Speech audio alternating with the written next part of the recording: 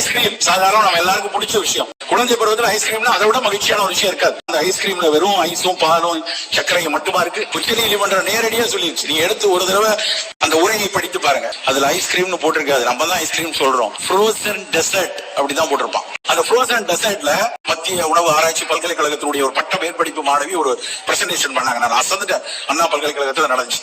ஒரு ஐஸ்கிரீம்ல எத்தனை ரசாயனங்கள் சேர்க்கிறார்கள், அத்தனைக்கும் பின்னாடி எவ்வளவு பிரச்சனை இருக்கு. அதனுடைய நிறமிச்சத்து, அது மேல இருக்கிற பொருள் எளிதா உடைகிற மாதிரி, உள்ள கூழாக இருக்கிற மாதிரி, அது வாயில் மெல்ல மெல்ல கரைய வேண்டும் என்று பல வண்ணங்கள் இருக்கணும்னு அதில் நொறுவலாக ஒண்ணுக்கு ஒரு ரசாயனம் சேர்க்கிறார்கள் நண்பர்கள். நம்ம அதை போய் சனிக்கிழமை தினம் குழந்தைக்கு வாங்கி கொடுத்தா அதுக்காக சாப்பிட அத்தனை குழந்தைகளுக்கு புற்றுநோய் வரப்போறது இல்லை. ஆனா யாரோ ஒருவர் அதனால் பாதிப்படையும் போது, அந்த யாரோ ஒருவர் யார் என்று தெரியாமல் இருக்கும் போது நம்ம அத்தனை குழந்தைகளுக்குமே அந்த ஆபத்து இருக்கா இல்லையா? கொஞ்சம் எச்சரிக்கையா இருக்கும். எல்லா கல்யாண வீட்லயும் எல்லா இதுலயும் அது முடிச்சோடனே ஐஸ்கிரீம்